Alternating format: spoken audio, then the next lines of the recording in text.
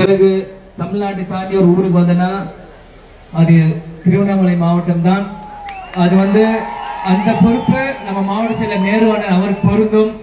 ஏன்னா அந்த வயசு ஒரு 7 வருஷத்துக்கு முன்னாடி ஒவ்வொரு கிராமமா திருவண்ணாமலை முழுவதும் அண்ணனை இழுத்துட்டு போனாரு. எப்படி ஒரு மிகப்பெரிய ஒரு எழுச்சி அப்ப இருந்ததோ அதே விட 10 மடங்கு பெரிய எழுச்சி இன்னைக்கு தேசிய முற்போக்கு திராவிட கழகம் இங்க பார்த்திருக்காங்க. இன்னைக்கு உள்ளம் தேடி இல்லம் நாடி அப்படின்னு ஒரு டைட்டில்ல இன்னைக்கு தேமுதிக தமிழ்நாடு முழுவதும் மக்களை சந்திக்க வந்துட்டு இருக்கிறோம். அது மட்டும் இல்லாமல் இன்னைக்கு நானும் அம்மாவும் மாமாவும் இல்லாம இன்னைக்கு எங்களோட மக்களை பார்க்க நம்ம கேப்டன் நாங்கள் அழைத்து வகுப்புல வந்திருக்கிறோம். இன்னைக்கு இந்த ரத யாத்திரையும் இன்னைக்கு திருவண்ணாமலையில நாளைக்கு பௌர்ணமி, அங்க கிரிவலயம் எப்படி போகுது எனக்கு தெரியல. ஆனா இன்னைக்கு கேப்டன் மூலியமா திருவண்ணாமலை முழுவதும் மிகப்பெரிய ஒரு கிரிவலம் இன்னைக்கு நடந்திருக்கு. நிச்சயமாக வரும்போது அம்மாவை பார்த்து சொன்னா பௌர்ணமி வெளிச்சம் பிரகாசமா இருக்குன்னு, அதே பிரகாசம் நம்ம தேசிய முற்போக்கு திராவிடர்கள் திருவண்ணாமலைக்கு நான் பாக்குறேன். நிச்சயம் கேப்டன் எப்படி 2005ல மாநாடு அனௌன்ஸ் பண்ணி 2006ல சட்டமன்ற உறுப்பினர் ஆனாரோ அதே மாதிரி இன்னைக்கு நம்ம லேடி கேப்டன் 2025ல மாநாடு அனௌன்ஸ் பண்ணி 2026ல சட்டசபை தேர்தலில் நம்ம போட்டியிடுறோம். அன்னைக்கு எப்படி கேப்டன் 2006ல விருதாச்சலத்துல ஜெயிச்சு சட்டசபைக்கு போனாரோ அதே மாதிரி தேமுதிக 2.0 அப்படின்னு நான் சொல்லிட்டு இருக்க மாதிரி 2025 நம்ம மாநாடு அனௌன்ஸ் பண்ணி 2026 இந்த லேடி கேப்டன் மூலம் பல எம்எல்ஏக்கள் நம்ம தேமுதிக சார்பாக சட்டசபைக்குள்ள போகணும். அது நிச்சயமாக அது நடக்கும். ஏன்னா கேப்டன் எப்பயுமே சொல்வார், முடியாது என்பது முட்டாளுக்கு சொந்தமானது, முடியும் என்பது அறிவாளிக்கு சொந்தமானது கேப்டன் சொல்லிட்டே இருப்பார். இன்னைக்கு நமக்கும் ஆண்ட கட்சிக்கும் ஆளும் கட்சி என்ன வித்தியாசம்? எதுவுமே இல்ல. பொருளாதாரத்துல அவங்க நம்மளோட மேல இருக்காங்க, அவ்வளவுதான். அதே 2 கை 2 கால் 2 கண்ணு அதே தான் நம்மளுக்கும். என்ன பொருளாதாரம் ஒரு பின்னடைவு. ஆனா கேப்டனோட ரத்தம் இங்க இருக்கு. எங்களுக்கு எந்த பயமும் இல்லை, எந்த அச்சமும் இல்லை. துணிஞ்சு எத்தனையோ சவால்களை நாங்க சந்திச்சிருக்கோம். இன்னைக்கு கேப்டன் இல்லாத அந்த தருணத்தில் அவரோட மகனாகவும் எங்களுக்கு அனைத்து பொறுப்புகளும் இருக்கு, தொண்டர்களுக்கும் அனைத்து பொறுப்புகளும் இருக்கு. அதனால கேப்டனோட லட்சியம் வெல்வது நிச்சயம். அதுதான் அனைவருமே பாடுபடுவோம். கேப்டன் எங்க சொத்து இல்ல, தமிழ்நாட்டு மக்களோட உங்கள் சொத்து. நீங்க கேப்டனோட மகனை ஒரு ரத்தத்துல பேருந்து பேசலாம், ஆனா கேப்டன் பல கோடி உள்ளத்தில் உங்க ஒவ்வொருத்தருக்கும் கேப்டன் இருக்கிறார். அதனால தேமுதிக எங்க கட்சி இல்ல, உங்க கட்சி. முரசு ஜெயிச்சா நீங்க ஜெயிச்ச மாதிரி. மக்களாக நீங்கள் ஒவ்வொருத்தரும் சிந்திக்கணும். இன்னைக்கு கேப்டன் நம்ம கூட இல்லைன்னு எல்லாருமே மிஸ் பண்றீங்களே, நம்ம கூட கேப்டன் எல்லாரும் வருத்தப்படுறீங்களா? ஆமாவா இல்லையா? ஆனா கேப்டன் எங்கேயும் போகல, உங்க உள்ளத்துல வாழ்ந்துட்டு இருக்கார் கேப்டன், உங்க பூஜை அறையில வாழ்ந்துட்டு இருக்கார் கேப்டன். நம்ம எல்லாம் சேர்ந்து கேப்டன் என்ன ஒரே ஒரு கடமை பாக்கி இருக்கு, என்ன செய்யணும்? கேட்கல சத்தமா முரசுக்கு வாக்குகளை போட்டு அங்க இருக்க நம்ம கேப்டன் அங்க இருந்து நம்ம சிரிக்கணும் கேப்டன். நிச்சயமாக.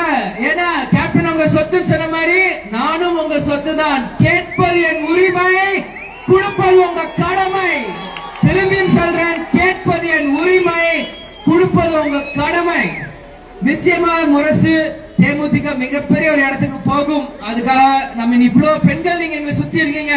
இன்னைக்கு தமிழ்நாட்டில் இருக்க ஒரே ஒரு பெண் தலைவர் யாரு? திருமதி பிரேமலதா விஜயகாந்த் மட்டும்தான். எம்எல்ஏ இருக்கலாம், கவுன்சிலர் இருக்கலாம், கட்சியில இருக்கலாம், ஆனா தலைவர் யாரு? இன்னைக்கு நீங்க டிவில பார்க்கலாம். இன்னைக்கு திமுக தலைவர் யாரு, அதிமுக தலைவர் யாரு, பாஜக யாரு, எல்லா கட்சி தலைவர் முகங்கள் வரும். ஆனா அந்த முகத்துல தேமுதிக தலைவர் யாரு? ஒரு பெண்மணி இருக்க பிரேமலதா விஜயகாந்த் மட்டும்தான் இருப்பாங்க. இன்னைக்கு பெண் உரிமை மீட்கணும், பெண் உரிமை காக்கணும், எல்லா பெண்களும் இன்னைக்கு இருக்கு, போராடுறீங்க, உங்களுக்கு மன கும்பிடுங்க. ஆனா ஒரு பெண் ஜெயிச்சாதான் உங்க உரிமையை மீட்டு எடுக்க முடியும், உங்க உரிமையை காக்க முடியும். அதனால கட்சி ஜாதி மதம் எல்லாம் ஓர வச்சு அனைத்து பெண்களும் தேமுதிக நோக்கி படம் எடுத்து தேமுதிக அனைத்து வாக்குகளை கொடுக்கணும் அப்படின்னு தாழ்மையான நான் கேட்டுக்கிறேன். செஞ்சிடலாமா? செஞ்சுதான் போச்சா? அவ்வளவுதான். கேப்டன் கேப்டன் கேப்டன் தேமுதிக தேமுதிக தேமுதிக வரவேற்பு அனைத்து தேசிய முற்போக்கு தொண்டர்களும் நிர்வாகிகளும் பொதுமக்களும் நன்றியை தெரிவித்துக், காவல்துறை மீடியா எல்லாருக்கும் நன்றியை தெரிவித்துக் கொள்கிறேன். மீண்டும் சொல்றேன், அனைவரும் முரசு வாக்கை கொடுக்கணும். கேட்பது என் உரிமை, கொடுப்பது உங்கள் கடமை என்று கூறி விடைபெறுகிறேன். நன்றி, வணக்கம். பெரியோர்களே, தாய்மார்களே, தேசிய முற்போக்கு திராவிட கழகத்தினுடைய நிறுவன தலைவர், நமது அன்பு தலைவர், புரட்சி கலைஞர் கருப்பு எம்ஜிஆர், உங்கள் வீட்டு சொத்து, நமது இதய தெய்வம் தலைவர் அவர்களை வணங்கி இந்த திருவண்ணாமலை மாவட்டத்தில் கீழ்பெண்ணாத்தூர்ல இன்னைக்கு உள்ளம் தேடி இல்லம் நாடி மக்களை தேடி மக்கள் தலைவர் என்கின்ற இந்த 2 திட்டங்கள் மூலம் தமிழ்நாடு முழுக்க உங்களை சந்திச்சுக்கிட்டு இருக்கோம். இந்த மிகப்பெரிய ஒரு மக்கள் வெள்ளத்துல இன்னைக்கு சிறப்பாக ஏற்பாடு செய்த நமது மாவட்ட செயலாளர் நேரு அவர்களுக்கும், நமது ஒருங்கிணைந்த மாவட்ட செயலாளர் சரவணன் அவர்களுக்கும், இங்கு அவைத்தலைவர் குமரன் அவர்களுக்கும், பேராசிரியர் ஏழுமலை அவர்களுக்கும், ஒன்றிய நகர பேரூர் கழக செயலாளர்களுக்கும், என்னுடன் சென்னையில் இருந்து வந்திருக்கும் கழக பொருளாளர் LK சுதீஷ் அவர்களுக்கும், கழகத்தினுடைய தலைமை செயலாளர் பார்த்தசாரதி அவர்களுக்கும், கழகத்தினுடைய இளைஞர் அணி செயலாளர் விஜய பிரபாகர் அவர்களுக்கும், இங்கு மண்டல மாவட்ட பொறுப்பாளர்களுக்கும், மேடையிலே நிற்கின்ற எங்கள் கழக நிர்வாகிகளுக்கும், கிருஷ்ணமூர்த்தி மற்றும் அனைவருக்கும், பம்மல்ராஜ், சங்கர், ரமேஷ் அவர்களுக்கும், இங்க ஏன் கண் முன்னாடி நிக்கிறீங்களே அனைத்து ஒன்றிய நகர பேரூர் கழக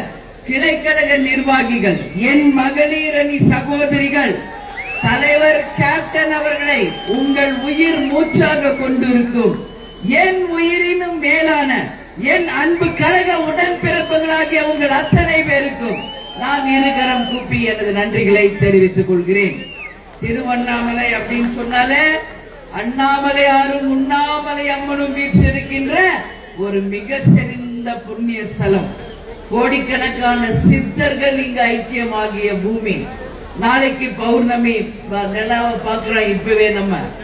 நாளைக்கு கிரிவலம், ஆனா அதற்கு முன்னோட்டமாக இன்னைக்கு தேமுதிகவின் கிரிவலம் திருவண்ணாமலை முழுக்க தெய்வத்தின் ஆசீர்வாதத்தோட மிக மிக சிறப்பாக இன்னைக்கு நடந்துகிட்டு இருக்கு. இந்த புகழ் எல்லாமே யாருக்கு? கேப்டனுக்கும் அந்த பரமேஸ்வரர் பரமேஸ்வரிக்கு தான். இந்த புகழ் அத்தனையும் நம்ம கேப்டனுக்கும் தெய்வங்களுக்கும் நான் சமர்ப்பிக்கிறேன். இங்க அவர் நேரு அவர்கள் சொல்லும் போது நான் பிறந்து வளர்ந்தது எல்லாம் இங்கன்னு சொன்னாரு. ஆக்சுவலி நான் பிறந்து வளர்ந்தது எல்லாம் ஆம்பூர், வேலூர் மாவட்டம். ஆனா தலைவர் அவர்களை திருமணம் செய்து கொள்ளும் போது இங்க பக்கத்துல இருக்கல மூங்கில் துறைப்பட்டு, அங்கதான் நான் அப்பா அப்ப ஒர்க் பண்ணிட்டு இருந்தாரு. சோ மூங்கில் துறைப்பட்டுல தான் கேப்டன் அவர்கள் என்னை திருமணம் செய்து அண்ணாமலை உண்ணாமலை அம்மன் அருளால் மனைவியாக என்னை ஏற்றுக்கொண்டு சென்னை அழைத்து சென்ற ஒரு இடம். அது மட்டும் இல்ல, இன்னைக்கு நம்ம கட்சி ஆரம்பிக்க போறோம் அப்படின்னு மதுரையில் எத்தனாம் தேதி எப்போ டேட்டோட அறிவிச்சது இந்த திருவண்ணாமலை ஸ்தாபனத்துலதான். ஏன்னா கேப்டன் எப்பவுமே சிவனுடைய பக்தர், சிவனுடைய ரூபம் அவரு. எப்பவுமே நாங்க எல்லாருமே சொல்லுவாங்க, அர்த்தநாரீஸ்வரராகவே கேப்டனும் நானும் வாழ்ந்திருக்கிறோம் என்பது உங்களுக்கு தெரியும். காலையில நான் கோவில் போனேன், போகும்போது எனக்கு தலைவர் ஞாபகம் தான் அதிகமா வருது. ஏன்னா அவரோட நம்ம கோயிலுக்கு எத்தனை வாட்டி வந்திருக்கோம். நான் இங்க மூங்கில் துறைப்பட்டுல இருந்தப்போ பரணி தீபத்துல இருந்து மகா தீபத்துல இருந்து அத்தனை தீபங்கள் ஏற்றும் போதும் நான் எங்க குடும்பத்தோட வந்திருக்கேன்.